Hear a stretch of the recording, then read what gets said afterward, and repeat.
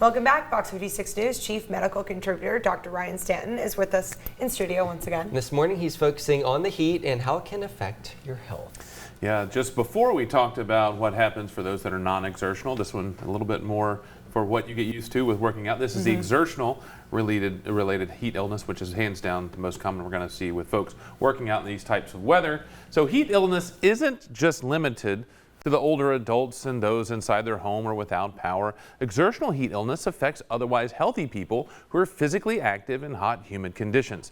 Athletes, construction workers, landscapers, firefighters, military personnel, and anyone exercising outdoors are at increased risk. High humidity makes sweating less effective, preventing the body from cooling itself efficiently. Early symptoms include excessive sweating, muscle cramps, fatigue, dizziness, nausea, and declining athletic performance. These can rapidly progress to exertional heat stroke, where the body's core temperature rises dramatically and the brain begins to malfunction. Confusion, stumbling, unusual behaviors, seizures, or collapse are warning signs that require immediate emergency care. Exertional heat stroke is one of the leading preventable causes of sudden death in young athletes. The key is prevention. In preparation, gradually acclimate to the heat over 1 to 2 weeks. Drink fluids regularly before, during, and after activity. Schedule strenuous exercise during cooler morning or evening hours. Take frequent breaks and never ignore these early signs of heat illness. Coaches, parents, and coworkers should encourage people to speak up if they don't feel well, recognizing that heat illness early and stopping activity immediately can prevent a medical emergency and save a life. Now, we talked a little bit about this, and what we talk about is the wet bulb temperature, meaning the combination of the heat and the humidity. That's very important, especially with sports and activities as we get further into the summer.